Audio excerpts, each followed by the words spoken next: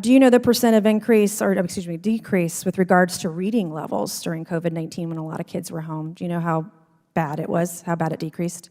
I'm a teacher, so I'm aware of the losses we've had and the work we've had to do to make up for it. About 30%. And then the decreases in learning math, particularly for those students who are in virtual school, was down 50% during COVID-19. My next question, Mr. Carver, do you believe that learning pronouns or learning to read is more important to kids in school? Pronouns are a part of reading. Which one is more important, pronouns or learning to read? Just curious.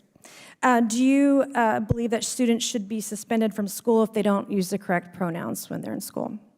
I need more context for a given situation. Some students recently, I think it was last week, were suspended from school, middle school students, for not using the correct pronouns.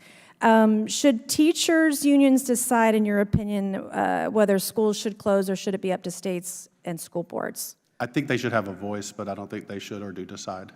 So teachers' unions actually during COVID-19 directed and guided the CDC on school closures rather than giving that grace to states and to school boards. They were trying to twist the arms of the CDC to make those decisions for parents, for teachers, for school boards, et cetera.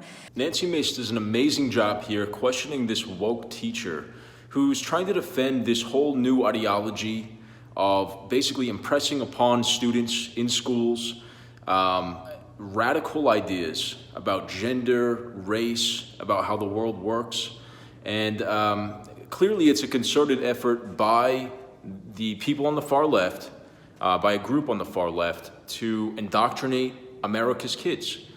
And Nancy Mace does a great job pointing that out here. She asked, what is more important, learning pronouns or actual subjects like math and science and etc.? How to read, how to write.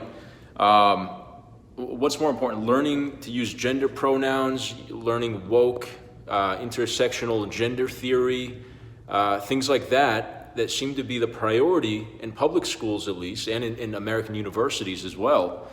And it's taking priority over things that kids actually need, like math, logical reasoning, the ability to write, the ability to read and think critically.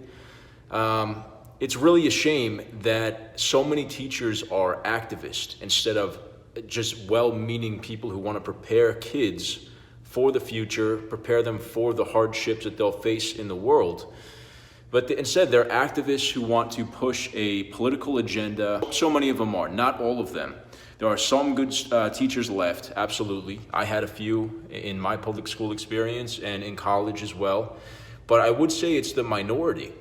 I think that most teachers get into that profession to be political activists. But let me know what you guys think in the comments. And as always, thank you for watching.